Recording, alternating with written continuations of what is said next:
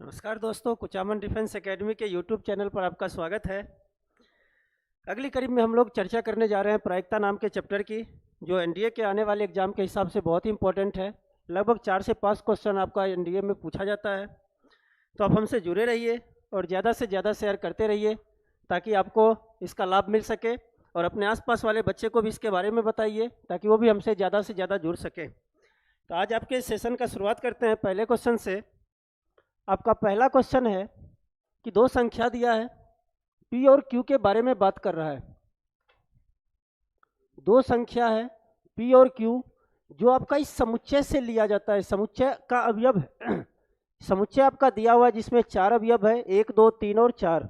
इसमें से दो संख्या पी और क्यू का हमें चयन करना है। कुछ इस तरह से करना है कि P square greater than equal to 4q, इस शर्त को संतुष्ट करना चाहिए। तो हमें प्रायिकता निकालनी है। अब यहाँ पे एक चीज़ और कहता है, यहाँ से जब दो नंबर का चयन करेंगे, एक पी और एक क्यू का, तो वहाँ पे प्रतिस्थापित कर देना है। प्रतिस्थापना यानी कहने का मतलब विथ रिप्लेसमेंट हमें यूज करना है कि एक नंबर को हम वापस ले लेंगे, उसको पी मानेंगे, तो उस नंबर को हम वापस इस सेट में रख देते हैं, तब जाके हम क्यू का वैल्यू निकालेंगे। तो यहाँ पर अगर मैं इस चीज़ की बात करूँ कि हमारे पास जब प्रोबेबिलिटी की बात करते हैं पीई, तो हमारे पास आता है, इसमें कहते हैं फेवरेबल केस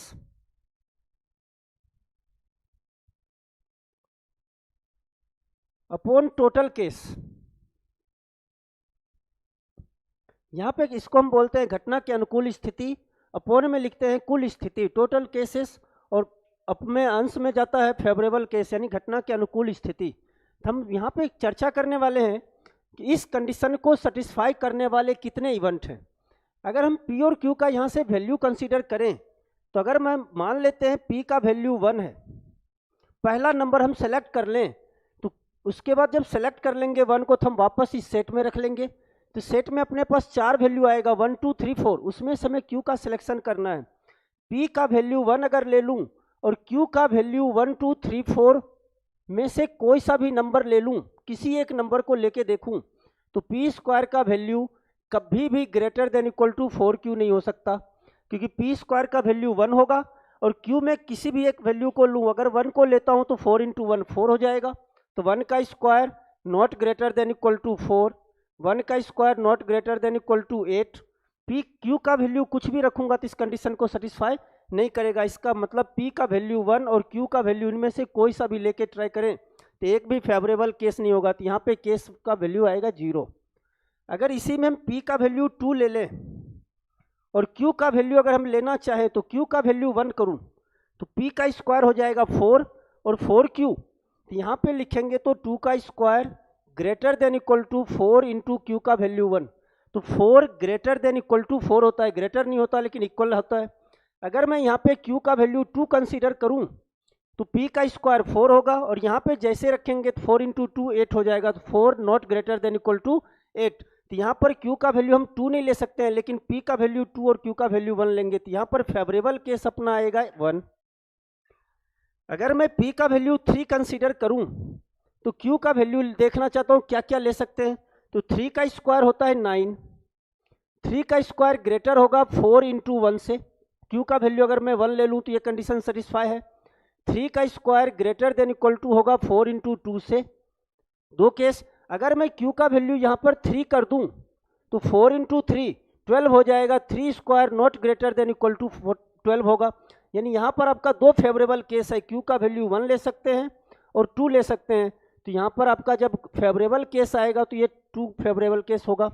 इसी तरह से हम पी का वैल्यू 4 लेना चाहते हैं। जब पी का वैल्यू 4 लें तो क्यू का वैल्यू हम बारी बारी से ले सकते हैं। पहले तो मैं 1 लूँ तो पी का स्क्वायर 16 होगा, क्यू का वैल्यू यहाँ पर रखेंगे तो ये 4 होगा। 16 ग्रेटर देन इक्वल टू 4 होता है पहला केस। क्यू का वैल्यू अगर मैं 2 कंसीडर करूँ तो 4 इंटू 2 8 होगा, 16 ग्रेटर देन इक्वल टू 8 होता है। क्यू का वैल्यू मैं 3 कंसीडर करूँ तो 4 into 3 12, 16 greater than equal to 12 होता है। और क्यू का वैल्यू अगर 4 कंसीडर करूँ, 4 इंटू 4 16, तो कहता है 16 ग्रेटर देन इक्वल टू 16। यहाँ पर दो साइन है, ग्रेटर का भी साइन है और इक्वल टू का भी साइन है, दो चिन्ह बराबर भी है और बड़ा का भी चिन्ह है। यहाँ पर बराबर तो नहीं होता लेकिन 16 बराबर 16 होता है। तो ये स्टेटमेंट अपना सत्य है। तो यहाँ पर हम क्या देखते हैं कि अगर मैं पी का वैल्यू 4 ले लूँ तो ये फेवरेबल केस, क्यू का हम 4 में से कोई सा वैल्यू ले सकते हैं, यानी 4 ऑप्शन। तो यहाँ पर अपना केस अगर बात करूँ फेवरेबल केस की तो बात आएगी 4। टोटल फेवरेबल केस को काउंट करेंगे जो इस कंडीशन को सेटिस्फाई करता है, जो इस शर्त का संतुष्ट करता है उसके अनुकूल स्थिति। तो 4 + 2 6 + 1 7 + 0, तो टोटल फेवरेबल केस हो जाएगा आपका 7। और कुल स्थिति की बात करूं तो P का अगर मैं यहाँ से चयन करूं तो P का चयन करने का कुल 4 तरीका होगा। Q का जब चयन करूं तो हमें यहाँ पे कहता है प्रतिस्थापन के साथ यानी विथ रिप्लेसमेंट। जब P को हम यहाँ से सेलेक्ट कर लेंगे तो वापस हम उस संख्या को रख लेंगे, तो हमारे पास Q को सेलेक्ट करने के लिए भी 4 ऑप्शन अवेलेबल होगा। तो P और Q दोनों संख्या को सेलेक्ट करने के कुल तरीके हो जाएंगे अपने पास 4 × 4 16 तरीके। तो इसमें 16 का भाग लगा देंगे, ये बन जाएगा आपका इस घटना की प्रायिकता। तो यहाँ पे आपका आंसर आ जाएगा डी। गुड इवनिंग चेतन, ध्रुव, योगेश चौधरी। अगला क्वेश्चन है आपका, इस बात की प्रायिकता निकालनी है कि एक समीकरण दिया हुआ है, इस समीकरण के मूल वास्तविक होना चाहिए, यानी कहता है इस इक्वेशन की प्रोबेबिलिटी निकालनी है, यानी प्रोबेबिलिटी निकालनी है कि इस इक्वेशन के रूट्स रियल हो जाए। और यहाँ पे कंडीशन अप्लाइड है n belongs to natural number, n का जो मान है वो प्राकृत संख्या होनी चाहिए और n का मान 4 से यानी 4 से स्मॉल भी होना चाहिए। तो सबसे पहले हम इस चीज़ की बात करते हैं, यहाँ पर अपना क्वाड्रेटिक इक्वेशन दिया हुआ है। अगर मैं क्वाड्रेटिक इक्वेशन लिख लूँ x² + x + n = 0, क्वेश्चन में कहा हुआ है कि इसके रूट्स कैसे होने चाहिए, रियल, मूल वास्तविक होना चाहिए। तो अगर याद हो आप लोगों को द्विघात समीकरण में आप लोगों को पढ़ाया जाता है कि मूल वास्तविक अगर हो तो d का मान 0 या 0 से बड़ा होता है, तो d का मान 0 या 0 से बड़ा हो जाएगा जब मूल वास्तविक हो। d का मान निकालेंगे तो ये हो जाएगा b के जगह पर 1 का स्क्वायर - 4 × 1 × n, बड़ा है या बराबर 0 के, तो 1 - 4n ग्रेटर देन 0। तो यहाँ से हम लिख सकते हैं 1 बड़ा है या बराबर 4n के। तो ये कहता है एक बड़ा होता है या बराबर होता है 4n के, इसका मतलब 4n का मान वैल्यू स्मॉल है या इक्वल टू है 1 के। तो यहाँ से मैं आगे बढ़ाऊँ तो ये कहता है n का value less than equal to 1/4 होना चाहिए। अगर यहाँ पे कंडीशन को देखें तो सबसे पहला कंडीशन तो कहता है n belongs to natural number, यानी n जो है वो प्राकृत संख्या है और प्राकृत संख्या की शुरुआत होती है 1 से, 1 2 3 4। n का मान यहाँ पे अपना आया हुआ 1/4 से छोटा, तो 1/4 से छोटा कोई प्राकृत संख्या नहीं होता। इसका मतलब यहाँ पर n का कोई भी ऐसा वैल्यू इस रेंज में पॉसिबल नहीं है। और जब n का वैल्यू यहाँ पे पॉसिबल नहीं है, n is not possible, no value of x, no value of n is possible, यहाँ पर n का कोई सा भी वैल्यू पॉसिबल नहीं है। तो यहाँ पर जब प्रोबेबिलिटी की बात करूंगा तो प्रोबेबिलिटी आपका आ जाएगा 0। तो यहाँ पर इस क्वेश्चन का आंसर आपका आ जाएगा ए। अगला क्वेश्चन दिया हुआ है, जय हिंद महेंद्र भादु। अगला क्वेश्चन है आपका 4 अंक दिया हुआ है 1 2 3 4, इन चारों अंकों का डिजिट का यूज करना है और हमें 3 अंकों की संख्या बनानी है। 3 अंकों की संख्या बनाने के लिए अपने पास अवेलेबल डिजिट हैं कितने, 4। तो कहता है जो संख्या बनेगा वो संख्या 3 से विभाजित होगा, डिविजिबल बाय 3, उसकी प्रोबेबिलिटी निकालनी है। तो यहाँ पर जब हम प्रायिकता की बात करें तो सबसे पहले तो निकाल लेते हैं ns। हमारे पास 4 अंक है और 3 अंकों की संख्या बनानी है। अगर आप लोगों को याद हो क्रमचय संचय में पढ़ाया जाता है कि जब हमें 3 अंकों की संख्या बनानी हो तो हम 3 बॉक्स बना लें। 3 बॉक्स को हमें फिलअप करनी है, इस जगह को फिलअप करने के लिए हमारे पास अवेलेबल है 4 डिजिट। इस बॉक्स को भर सकते हैं 4 तरीके से, इस बॉक्स को भर सकते हैं 3 तरीके से और इस बॉक्स को भर सकते हैं जब तक हमें क्वेश्चन में पुनरावृत्ति नहीं दे, यानी रिपीटेशन अलाउड नहीं करेगा। यहाँ पे 3 अंकों की इन 4 अंकों से कुल कितनी संख्या बना सकते हैं, तो 24। टोटल हम 24 संख्याएं बना सकते हैं। अब सवाल आता है कि जितनी भी संख्या बनाएं वो कैसा होना चाहिए, 3 से विभाजित होनी चाहिए। तो इसी को घटना मान लेते हैं कि हम ऐसी संख्या बना रहे हैं जो 3 से विभाजित हो, तो उसको हम नाम दे देते हैं NE। घटना में कितने, यानी घटना की अनुकूल स्थिति कितनी होगी, फेवर कितना करेगा। जब 3 से विभाजिता का नियम कहता है कि जो 3 अंकों से संख्या बनेगी उन तीनों अंकों का योगफल 3 से विभाजित होना चाहिए। इसका मतलब अगर मैं कोई 3 अंक का नंबर ले लूँ, मान लो ये नंबर ले लूँ 1 2 3, तो इसको हम 123 पढ़ेंगे। 3 अंकों की संख्या है, इन तीनों को ऐड कर देंगे, 3 2 5 और 1 6। ये क्या देखते हैं कि तीनों अंकों का योगफल 3 से विभाजित होता है। इसका मतलब 123 जो है ये 3 से विभाजित होगा। अब 3 से विभाजित होने के लिए हमें 3 अंकों की जितनी भी संख्या बनानी है उन तीनों अंकों का योगफल 3 का गुणज होना चाहिए। इसका मतलब 3 का गुणज क्या क्या हो सकता है, या तो 3 होगा, या 6 होगा, या 9 होगा, या 12 होगा। कोई भी 3 अंक का चयन करेंगे और हम देखेंगे को इस गुणज में से शामिल करता है या नहीं करता। तो इस 4 अंकों में हम 3 अंकों का चयन कर रहे हैं, तो पहला 3 अंक तो हम लिख सकते हैं 1 2 3। इन तीनों का योगफल अगर देखूं तो 6 होगा। कभी भी इन 4 में से 3 अंक को सेलेक्ट करो और उनको जोड़ दो तो उनका योग कभी 3 के बराबर नहीं होगा। जैसे देखो इसको जोड़ते हैं 6 होगा, लास्ट 3 को जोड़ दो 9 हो जाएगा, 1 3 4 को जोड़ दो तो 8 हो जाएगा। तो 3 तो योगफल होगा नहीं, सबसे छोटा योगफल बनाएगा 6। इन तीनों का योगफल 6, तो इसका मतलब 3 से विभाजित नंबर बनाएगा।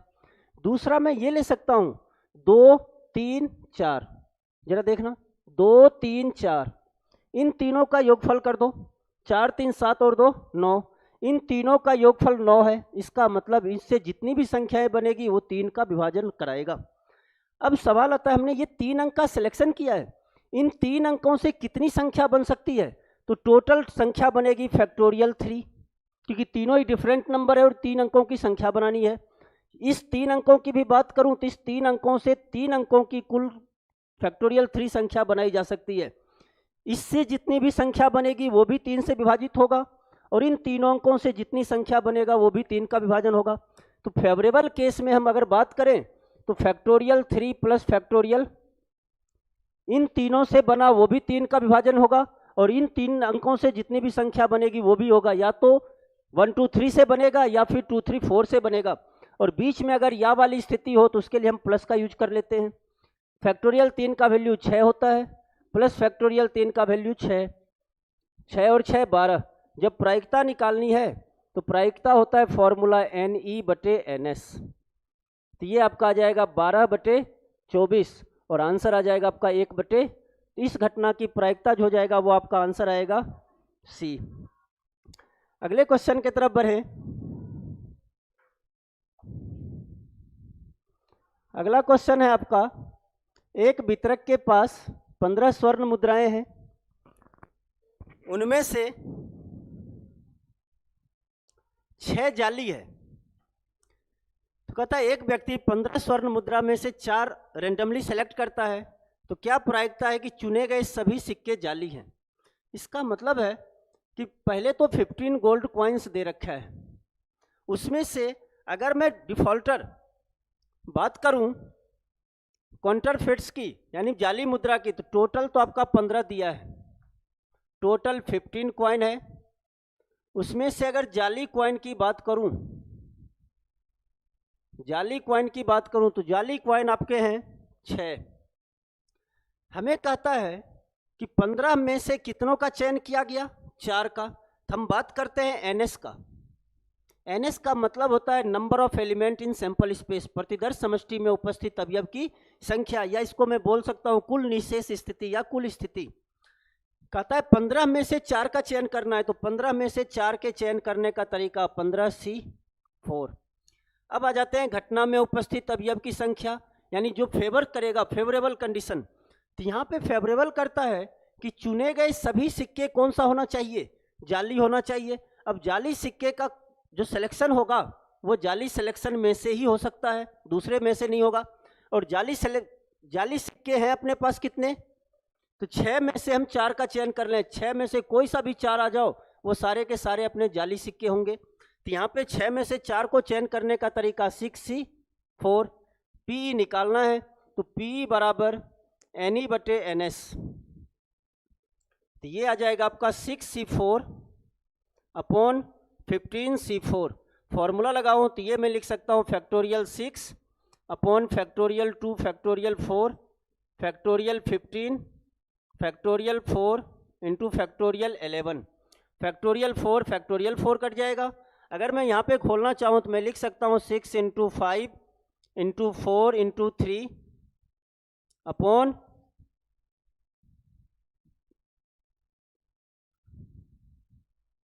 मैं कटाते हुए लिख देता हूँ, 2 से काट भी देता हूँ, 4 इंटू 3 अपॉन नीचे में आ जाएगा आपका 15 इंटू 14 13 12। 6 से 12 कट जाएगा 2 टाइम्स, 2 से 4 कटेगा 2, 2 इंटू 7 5 इंटू 3 3 इंटू 3। तो ये आपका बच जाएगा ऊपर में न्यूमरेटर में 1 और डिनोमिनेटर में बच जाएगा 7 इंटू 3, तो 13 इंटू 7 91। तो ऑप्शन आ जाएगा आपका 1/91 जो कि आपके ए ऑप्शन में दिया गया है। अगले क्वेश्चन की तरफ चलें। अगला क्वेश्चन कहता है एक पोस्ट है, एक ही पद के 2 पोस्ट है, उसमें एक पति और पत्नी यानी हस्बैंड एंड वाइफ दोनों इंटरव्यू के लिए जाता है। अब पति सेलेक्ट हो जाएगा उस इंटरव्यू में, उसकी प्रोबेबिलिटी है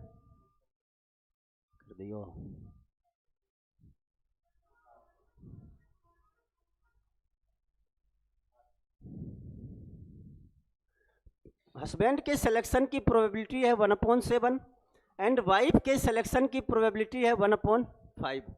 तो कहता है यदि दोनों घटना इंडिपेंडेंट हो, हस्बैंड एंड वाइफ का सिलेक्शन होना, ये दोनों ही इवेंट इंडिपेंडेंट है, तो निम्नलिखित में से एक नंबर प्रोबेबिलिटी दिया हुआ है 11/35। कहता है ये किसकी प्रोबेबिलिटी है। क्वेश्चन थोड़ा सा उल्टा पूछ लिया। इसे नॉर्मली हमें पूछता है पति सेलेक्ट होगा या पत्नी होगा, कोई एक हो या दोनों हो, इस तरह की बात पूछता है, लेकिन यहाँ पर अपने प्रोबेबिलिटी दे दिया और पूछ लिया कि उनमें से कम एक को चुना जाएगा। यानी ये बताना है आपको कि कैसे इवेंट हुए होंगे, एक को चुना जाएगा यानी एटलीस्ट वन ऑफ देम और नन ऑफ देम। इस तरह से हमें घटना के बारे में बता रहा है कि उनमें से केवल एक को चुना जाएगा या उनमें से किसी को भी नहीं चुना जाएगा और उनमें से कम एक को चुना जाएगा। इस तरह के क्वेश्चन को कहा है। तो यहाँ पर अगर मैं बात करूँ तो सबसे पहले हम इसके पहले ऑप्शन पे काम करते हैं। कहता है उनमें से कम किसी एक को, एटलीस्ट वन ऑफ देम। अगर याद हो आप लोगों को, अगर मैं हस्बैंड के सिलेक्शन को यानी इंटरव्यू में अगर हस्बैंड सेलेक्ट होता है उसको इवेंट ए का नाम दे दूं और वाइफ के सिलेक्शन को इवेंट बी का नाम दे दूं, तो पी ए यूनियन बी को ही कहा जाता है at least one of them is selected. इसको हिंदी में कहूं तो कहा जाता है कम से कम एक घटना के घटित होने की प्रायिकता। पी ए यूनियन बी को यह कहा जाता है कम से कम एक घटना के घटित होने की प्रायिकता, या इंग्लिश में बोलूं तो at least one of them will be selected. At least one event occur, इसका फॉर्मूला होता है P A plus P B minus P A intersection B. ये फॉर्मूला होता है। वैसे यहाँ पर एक और फॉर्मूला होता है कि अगर हमें क्वेश्चन में पहले से दिया हुआ हो कि A and B are independent event, A and B are independent event, अगर दोनों स्वतंत्र घटना हो तो P A union B equal to होता है 1 minus P A dash into P B dash. ये भी फॉर्मूला होता है, उसी से ये कन्वर्ट किया जाता है। ये फॉर्मूला तभी लागू होता है, वर्क करेगा जब ए और बी दोनों इंडिपेंडेंट होगा। तो यहाँ पे अगर मैं निकालना चाहूँ तो 1 माइनस ए के सेलेक्ट होने, हस्बैंड के सेलेक्ट होने की प्रोबेबिलिटी है 1/7। तो यहाँ पे ए डैश लगाया, इसका मतलब हस्बैंड सेलेक्ट नहीं होगा, इसकी प्रोबेबिलिटी तो 1 में से माइनस कर देंगे तो यह आ जाएगा आपका 6/7 इंटू पी बी डैश कहता है वाइफ के नॉट सेलेक्ट की प्रोबेबिलिटी, तो वाइफ का सिलेक्शन का प्रोबेबिलिटी है 1/5। तो यहाँ पे आपका आ जाएगा 4 दोनों को मल्टीप्लाई करेंगे तो 1 माइनस 24/30, दोनों को जैसे माइनस करोगे तो ये अपना आ जाएगा 11/35, जो कि अपना प्रोबेबिलिटी दे रखा है 11/35।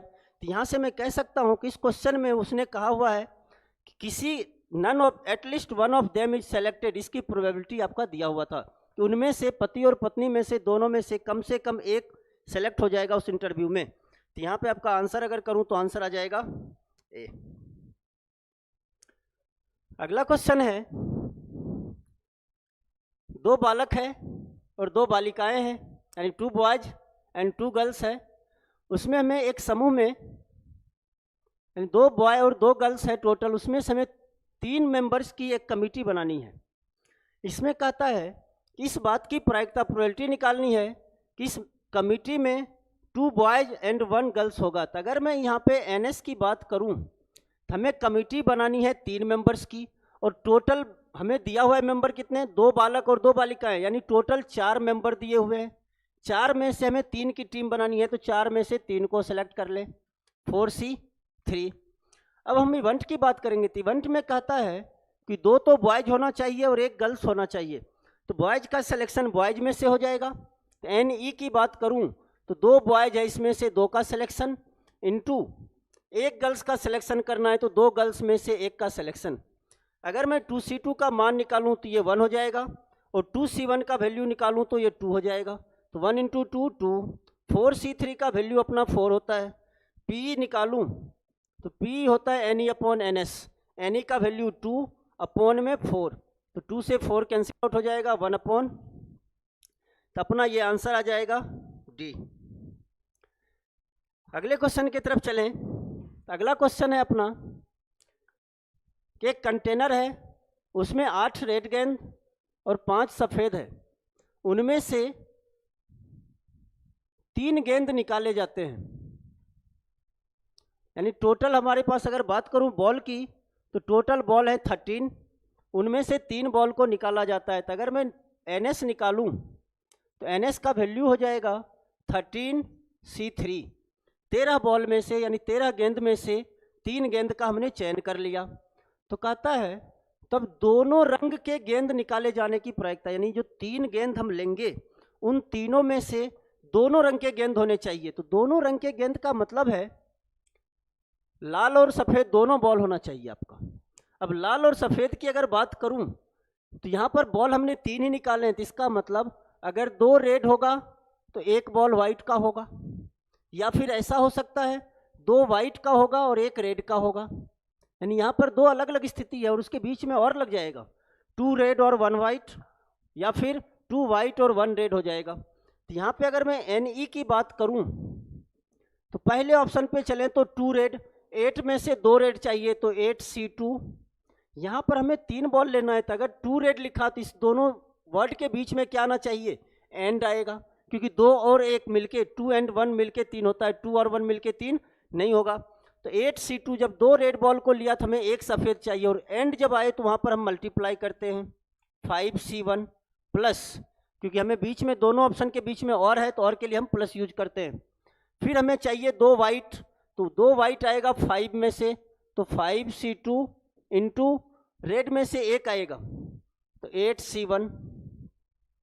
8C2 का अगर मैं वैल्यू निकालूं तो ये आपका आ जाएगा 28 इंटू 5C1 का वैल्यू 5 होता है, प्लस 5C2 का वैल्यू आ जाएगा आपका 10 इंटू 8, 28 इंटू 5 140 प्लस 80, ये हो जाएगा आपका 220। और 13C3 का वैल्यू निकालूं तो ये आ जाएगा आपका फैक्टोरियल 13 फैक्टोरियल 3 फैक्टोरियल 10। कैलकुलेट करूं 13 12 11/6, 6 से 12 ये आ जाएगा आपका 26 11 6 8 2, ये आ जाएगा आपका 286। हमें प्रोबेबिलिटी चाहिए तो P निकालेंगे, तो P बराबर करेंगे NE, यानी 220 286, ये 2 से कट जाएगा, 1010 143,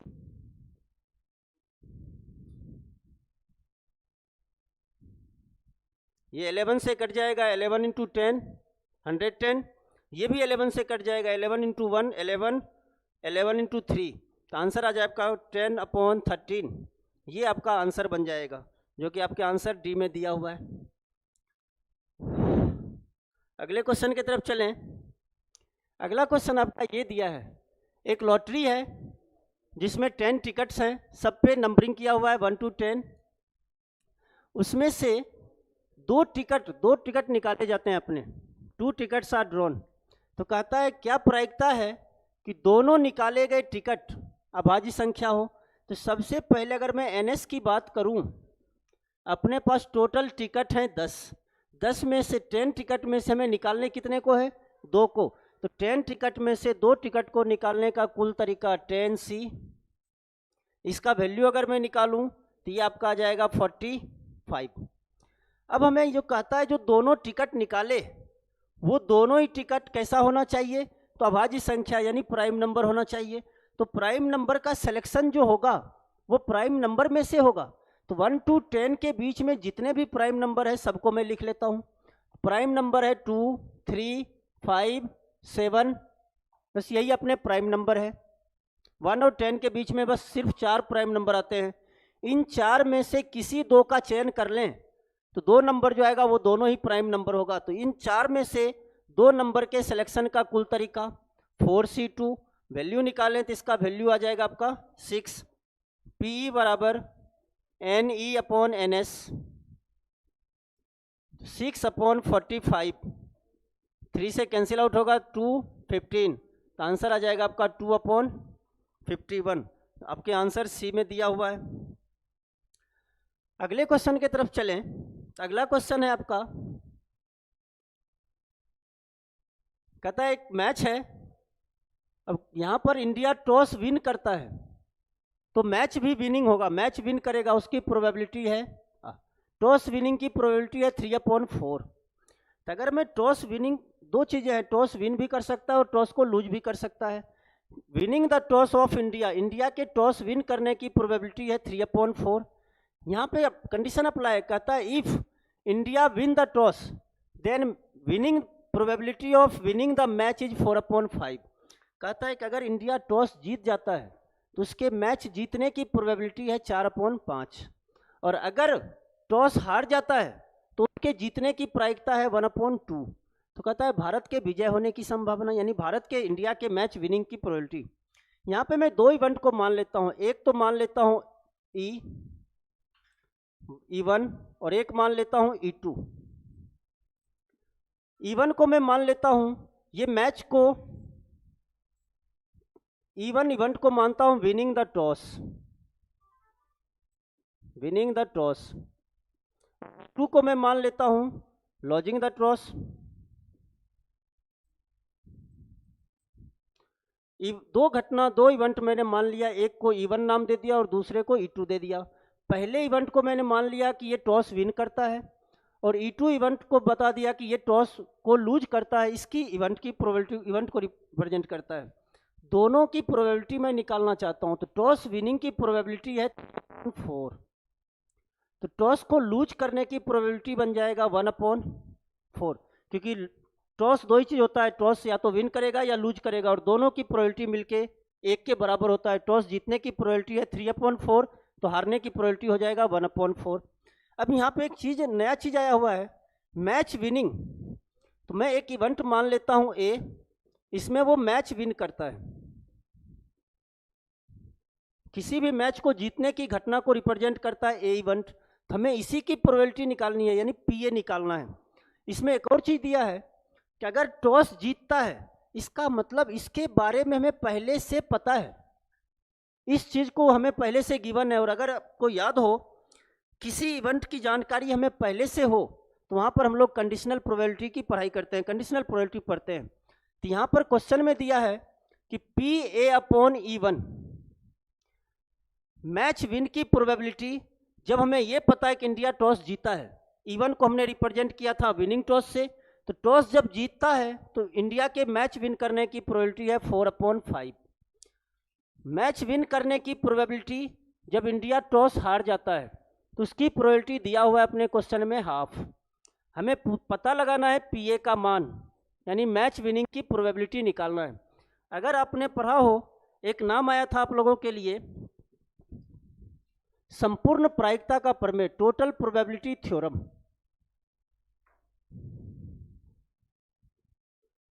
संपूर्ण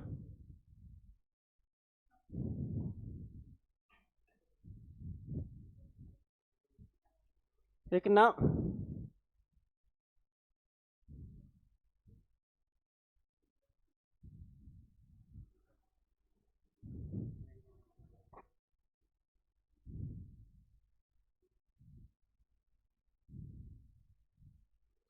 संपूर्ण प्रायिकता का प्रमेय पढ़ा होगा।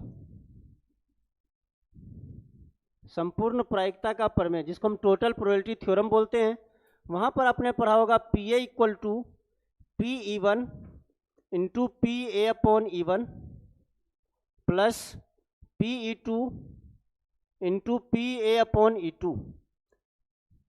जब हमें दो घटना होता है तो इस तरह से घटना बढ़ते जाता है, तो इसके साथ ही हम बढ़ाते चले जाते हैं 3 घटना तक।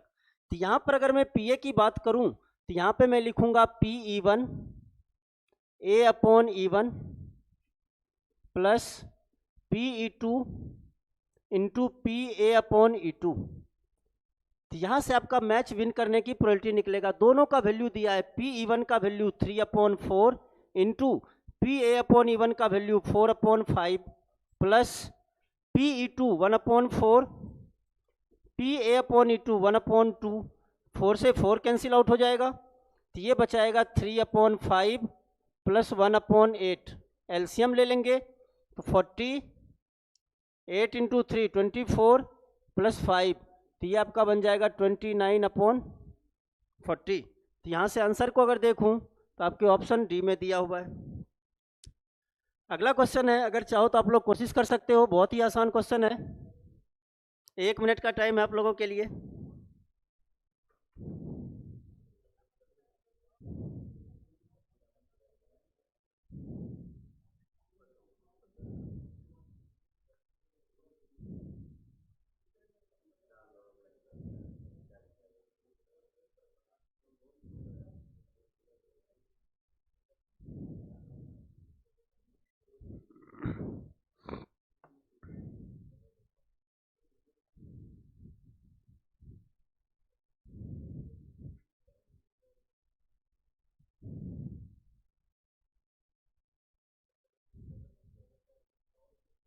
फिर तो वही आ गए।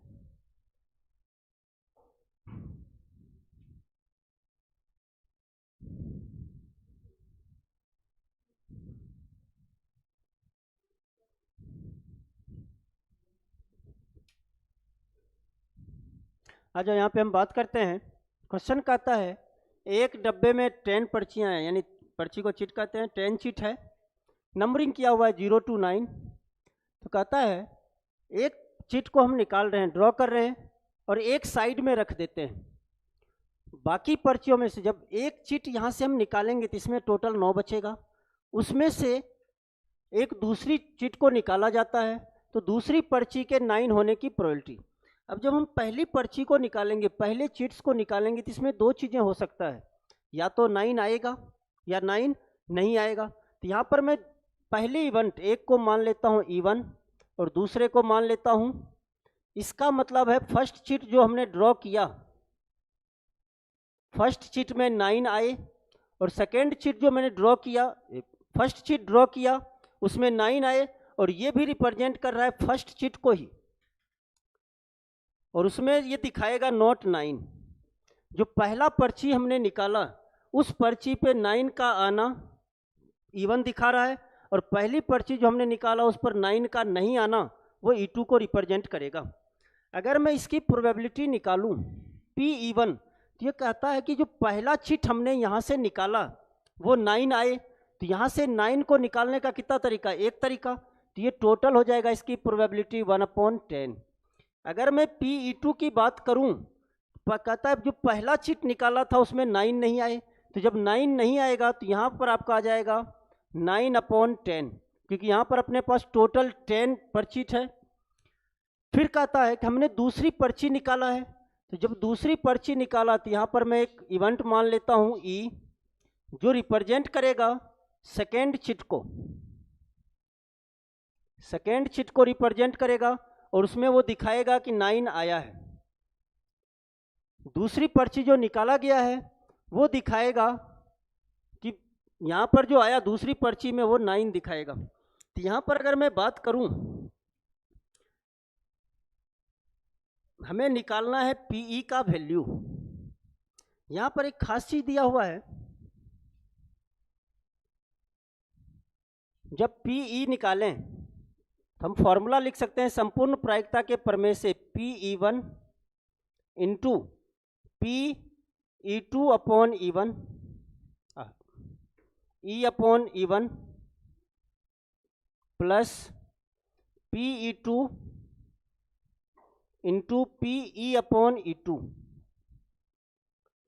यहाँ पर मैंने लिखा P बराबर, यानी दूसरी पर्ची में 9 का आना उसकी प्रायिकता, ये बराबर है Pe1 into Pe upon E1। जब हमें पहली पर्ची का मालूम है तो दूसरी पर्ची में चिट में 9 आएगा उसकी प्रायिकता। Pe1 का मान दिया हुआ है 1/10 इंटू हम निकालना चाहते हैं Pe अपॉन E1।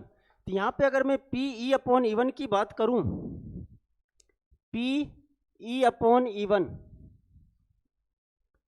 जो हमने दूसरी पर्ची निकाला है वो अपना 9 हो इसकी प्रायिकता, तब जब पहली पर्ची में जो निकला हुआ है वो 9 है, E1 हो चुका है घटित, E1 बता रहा है पहली पर्ची पे 9 का आना। अगर पहली पर्ची पे 9 आ चुका है तो दूसरी पर्ची पे 9 कभी भी नहीं आ सकता, तो इसकी प्रायिकता हो जाएगा 0। अगर मैं Pe अपॉन E2 की बात करूं, दूसरी पर्ची में जो निकाला हुआ है वो 9 हो, तब जब पहली पर्ची पर आपका 9 नहीं आया था, तो अगर मैं इसकी प्रायिकता निकालूं तो दूसरी पर्ची से जब निकालोगे, दूसरी पर्ची यहाँ से निकालेंगे, पहली पर्ची में 9 आया नहीं था, तो बाकी जब निकालेंगे तो इसकी प्रायिकता आ जाएगा आपका 9/10, सॉरी 1/10, क्योंकि वहाँ पर 9 अपना अवेलेबल है। दोनों का ही मान हम यहाँ पे रखेंगे, तो 1/10 इंटू 0 प्लस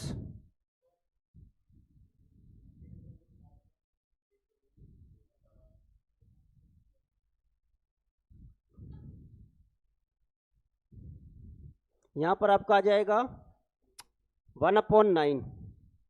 तो यहाँ पे जब हम बात करेंगे तो 1/10 इंटू 0 प्लस Pe2 का मान रखेंगे 9/10 इंटू 1/9। 9 से 9 कट जाएगा, तो यहाँ पे आपका आंसर आ जाएगा 1/10। आपका आंसर आ जाएगा ए। अगले क्वेश्चन पे चलें।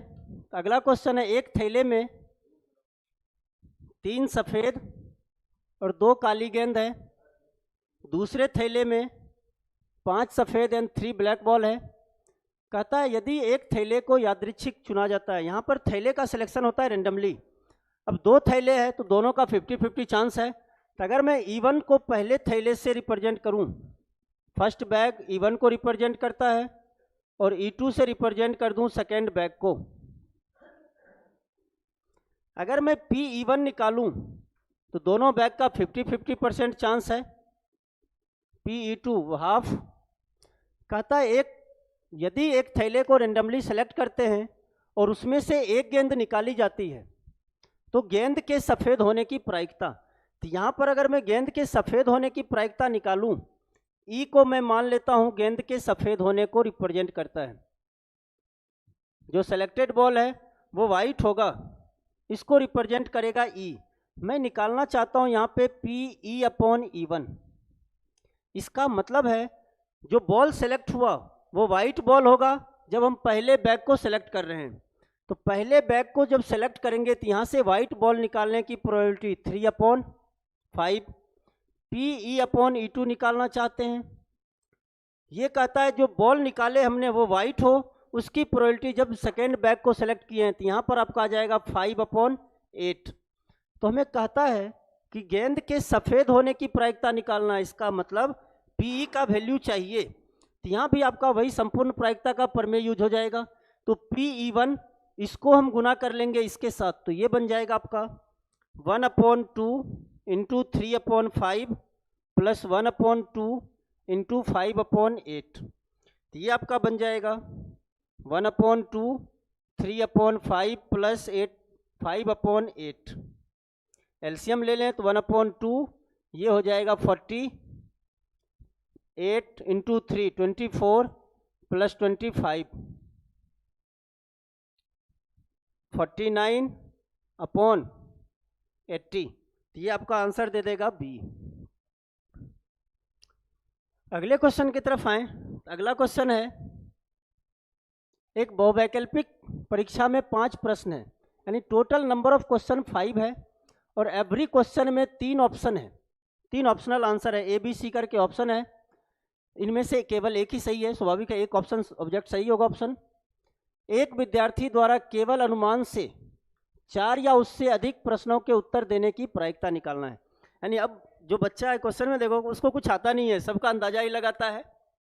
तो यहाँ पे कहने का मतलब, अगर मैं रसायन शब्दों में कहूँ तो तुक्का लगाना, इसी को हम कहते हैं। जब हमें पता नहीं होता है तो आंख बंद करके तुक्का लगा दो।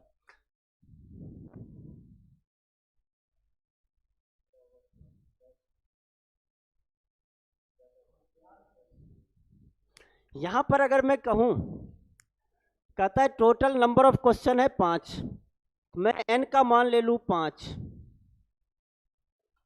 इसके बाद कहता है प्रत्येक प्रश्न के 3 वैकल्पिक उत्तर हैं, अपने क्वेश्चन का सही उत्तर देने की प्रायिकता निकालना है। तो क्वेश्चन का सही आंसर, करेक्ट आंसर देना, उसको तो मैं मान लेता हूँ सक्सेस, और क्वेश्चन का गलत आंसर देना, उसको मैं मान लेता हूँ अनसक्सेस। अगर बर्नौली ट्रायल आप लोगों को याद हो तो सक्सेस की प्रोबेबिलिटी को हम पी से रिप्रेजेंट किया करते थे।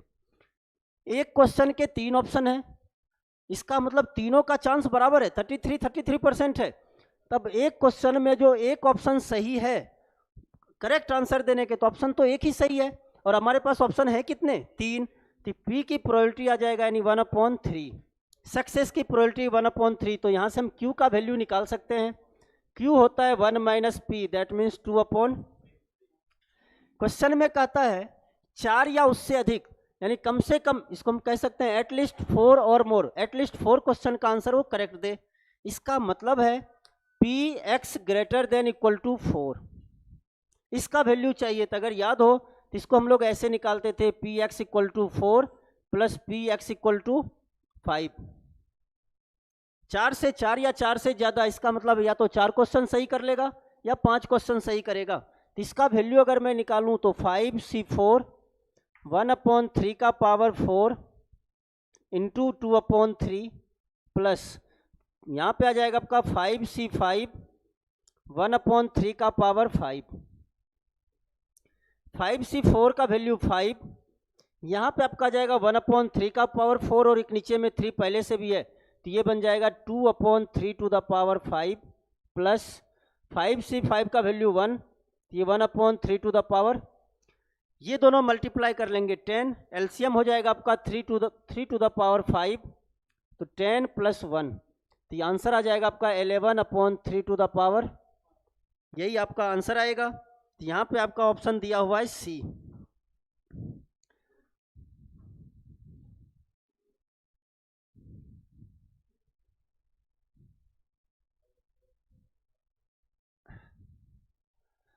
अगला क्वेश्चन बहुत ही आसान है, अगर आप लोग चाहो तो बना सकते हो, 1 मिनट का टाइम है।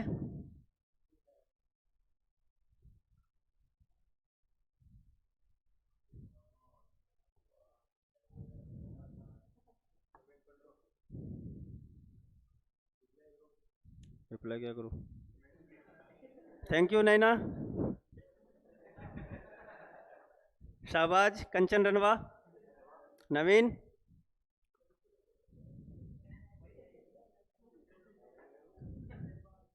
अब नाम मत के करो।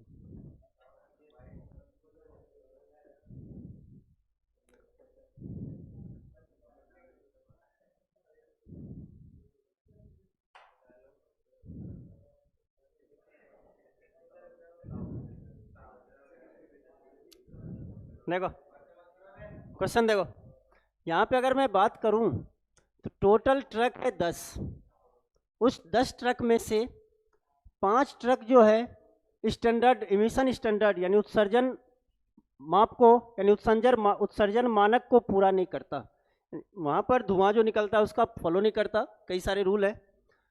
फिर कहता है कि 3 ट्रक को हम जांच के लिए चुनते हैं, तो क्या प्रायिकता है कि कोई भी ट्रक उत्सर्जन मानक को पूरा नहीं करेगा। क्वेश्चन में एक चीज दिया हुआ है, टोटल ट्रक है 10, तो एनएस की अगर मैं बात करूं तो 10 में से कितने ट्रक को चुना जाना है, 3 ट्रक को, तो 10C3। अगर मैं एनई की बात करूं तो क्वेश्चन कहता है प्रोबेबिलिटी निकालो कि कोई भी ट्रक पूरा नहीं करता उत्सर्जन मानक को, तो उत्सर्जन मानक को पूरा नहीं करने वाले ट्रक की संख्या कितनी है, 5। इस 5 में से कोई सा भी 3 चुन लो, वो कभी भी स्टैंडर्ड को फॉलो नहीं करेगा। तो यहाँ पे बन जाएगा ये 5C, P निकालना है तो P इक्वल टू होता है 5C3/10C। फॉर्मूला लगा दें तो ये बन जाएगा 5 × 4/2 और ये बन जाएगा आपका 10 × 9 × 8/6। 2 से ये कटेगा, 3 × 2, 3 × 3, 2 × 4, तो ये आपका आ जाएगा 10 × 3, 30 × 4, 120। 10 से कैंसिल आउट होगा यानी 1/12, तो आपका आंसर दिख जाएगा सी। अगले क्वेश्चन की तरफ चलें तो एक आपका बाइनोमियल डिस्ट्रीब्यूशन का क्वेश्चन है जिसमें सफलता और असफलता दिया हुआ है। सफलता की प्रायिकता है 1/4 और स्टैंडर्ड डेविएशन मानक विचलन दिया हुआ है 3। तो कहता है माध्य निकालना है। अगर याद हो आप लोगों को, सबसे पहले तो हम P का वैल्यू क्वेश्चन में दिया हुआ है, P का वैल्यू है 1/4। उसके बाद क्वेश्चन में एक और चीज दिया है standard deviation. Standard deviation equal to होता है अंडर रूट वेरिएंस, प्रसरण का धनात्मक वर्गमूल मानक विचलन हुआ करता है। तो ये प्रसरण है अपना और ये मानक विचलन है, प्रसरण का धनात्मक वर्गमूल मानक विचलन कहलाता है। तो अपना स्टैंडर्ड डेविएशन दिया हुआ है 3, तो यहाँ पे इसके जगह पे हम 3 रख दें, तो यहाँ से हम प्रसरण को निकाल सकते हैं और प्रसरण हो जाएगा आपका, प्रसरण का फॉर्मूला होता है NPQ। दोनों साइड में वर्ग कर दें तो प्रसरण बराबर हो जाएगा 9। प्रसरण का मान रख लिए फॉर्मूला NPQ। यहाँ से हम P का वैल्यू रख लेते हैं। जब P का मान मालूम है तो यहाँ से हम Q भी निकाल सकते हैं, तो Q आ जाएगा 3/, दोनों वैल्यू को रख दो तो N 1/4 3/4 इक्वल टू 9। तो ये आ जाएगा आपका N इक्वल टू 9/3 और अपॉन 16, तो 16 ऊपर चला जाएगा, 3 × 3 9, तो N का वैल्यू आ जाएगा 48। जब हमें पूछा क्वेश्चन में मीन, तो मीन इक्वल टू होता है NP। N का वैल्यू दिया हुआ है 48 और P का वैल्यू दिया हुआ है 1/4। 4 से 48 कैंसिल होगा 12, तो आपका आंसर आ जाएगा। तो यहाँ से अगर ऑप्शन की बात करूँ तो ऑप्शन आ जाएगा आपका सी। अगले क्वेश्चन की तरफ आए तो कहता है, कुछ देख नहीं रहे हो,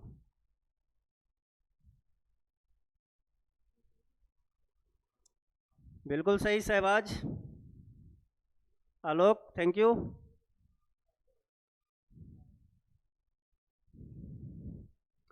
अगले क्वेश्चन की तरफ आए तो अगला क्वेश्चन है प्रोबेबिलिटी फाइंड करना है कि 3 पर्सन है, 3 पर्सन का एक ग्रुप है, उनमें से कम 2 व्यक्ति एक ही महीने में पैदा हुआ हो, कम से कम 2 व्यक्ति एक ही महीने में पैदा हुआ हो। अब यहाँ पर अगर मैं बात करूँ NS फेवरेबल टोटल केस की, NS पहले बच्चे को पैदा होने के लिए अपने पास 12 महीने हैं, किसी भी महीने में वो पैदा हो सकता है। कुल स्थिति की बात जब करूं तो चाहे वो दो बच्चे सेम मंथ में पैदा हुआ हो चाहे नहीं हुआ हो, उससे अपने को कोई फर्क नहीं पड़ता। पहले बच्चे के लिए 12 महीने हैं, दूसरे वाले बच्चे के लिए भी 12 महीने और तीसरे बच्चे के लिए भी 12 महीने। अब मैं फेवरेबल इवेंट की बात करता हूं। मैं इसमें जो ई है इसको मैं मान लेता हूं कि none of them will be born in same month.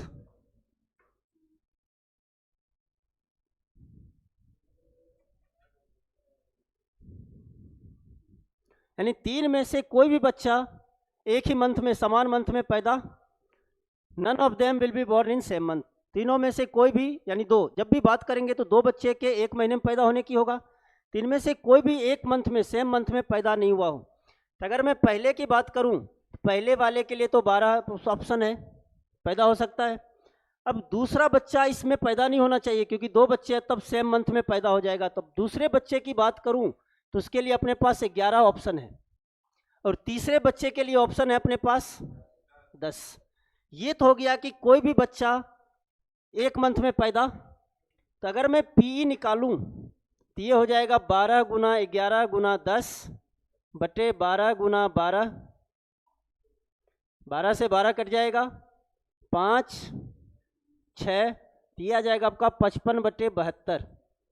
ये जो हमने 55 बटे 72 निकाला, ये वो निकाला उसकी प्रोबेबिलिटी कि कोई भी बच्चा एक मंथ में, समान मंथ में पैदा नहीं होगा। तो हमें यहाँ कहता है कि कम से कम दो बंदे के एक मंथ में, तो जब ये निकालना है कम से कम दो बच्चे के, मैं पी डैश निकाल लूँगा। अगर तीनों अलग अलग महीने में पैदा नहीं हुआ है तो कोई ना कोई दो साथ में आएगा। तो जब पी डैश की बात करूं तो 1 माइनस पीई, तो ये आ जाएगा 55 बटे 72। जब दोनों को घटाएंगे तो आंसर आ जाएगा आपका 57 बटे 17/72। आपका आंसर हो जाएगा बी।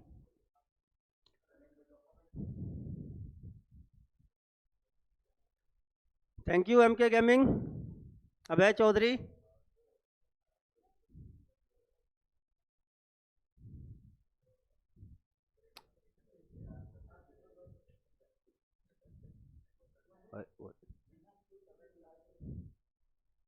अगला क्वेश्चन पर है। तो अगला क्वेश्चन कहता है आपका, एक पासा है यानी डाइस है, इसको अनलिमिटेड टाइम तक उछालता जा रहा है, तो सम उछाल में एक आने की प्रायिकता निकालने को कहता है। अगर मैं इसे कहूं, कहता है डाई को इनफाइनाइट नंबर ऑफ टाइम्स उछाला गया है,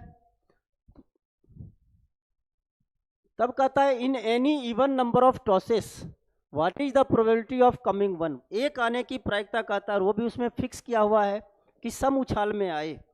अब जब सम उछाल आए तो उसका मतलब होता है दूसरी, जब डाइस को सेकेंड टाइम्स थ्रो करें तो उसमें वन आए, फोर्थ टाइम उछाले तो उसमें वन आए, सिक्स्थ टाइम उछाले तो उसमें वन आना चाहिए। हमेशा इवन नंबर ऑफ टाइम्स में ही वन आना चाहिए। ऑड टाइम्स में ऑड बार उछालोगे, विषम बार उछालोगे तो वहाँ पर वन नहीं होना चाहिए। तो अगर मैं करूँ तो हमें सम बार में कब आएगा, तो सम दूसरी बार तो हम तब उछालेंगे ना जब पहली बार हमें वन आया ही नहीं होगा। पहली बार अगर मैं कहूँ, यहाँ पर अगर मैं ऐसे निकालूँ, वन आने की प्रोबेबिलिटी तो कितनी होगी 1/6, और वन नहीं आने की प्रोबेबिलिटी बात करूँ, ये तो हो गया वन आने की प्रोबेबिलिटी, और वन नहीं आने की प्रोबेबिलिटी की बात करूँ तो ये हो जाएगा 5/6। जब हम डाइस को थ्रो कर रहे हैं तो पहले उछाल में वन नहीं आए, तो वन नहीं आने की प्रोबेबिलिटी 5 और जब हम डाइस को फेंकते हैं, पहली डाइस थ्रो किए तो इस डाइस पर क्या आएगा, उससे दूसरे डाइस दोबारा जब उछालेंगे तो उस पर क्या आएगा। इन दोनों में कोई मेल नहीं होता, यानी ये दोनों इंडिपेंडेंट इवेंट, स्वतंत्र घटना होता है।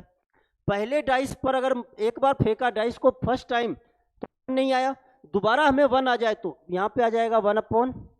इसका मतलब है पहली उछाल पर, पहले थ्रो पर वन नहीं आना, दूसरी उछाल पर वन का आना, प्लस क्योंकि हम ये अनिश्चित काल तक चलते रह रहे हैं तो या तो दूसरी उछाल में वन आएगा या चौथी उछाल में वन आएगा, फोर्थ टाइम्स में। तो जब चौथे बार उछाल में वन आएगा, इसका मतलब पहली 3 उछाल जो होगा, पहला 3 थ्रो जो होगा उसमें वन का नहीं आना होगा। तो पहले उछाल में वन का नहीं आना, इसकी प्रोबेबिलिटी 5/6, दूसरे उछाल में भी वन का नहीं आना 5/6, तीसरे थ्रो में भी नहीं आना 5/। 3 बार तो हमें वन नहीं आया, चौथी बार जैसे ही उछाले वहाँ पर वन आ जाए तो इसकी प्रोबेबिलिटी 1/6, प्लस सेकेंड टाइम्स आया वन, फोर्थ टाइम्स आया। अब अगली बार अगर करूँ तो ये 6th टाइम आएगा। यहाँ पर एक पैटर्न चल रहा है, पहली बार उछाले तो एक बार 5/6 आया, चौथी बार उछाले तो 3 बार आया हुआ है, तो जब छठी बार आएगा तो यहाँ पर 5/6 5 बार आएगा टोटल।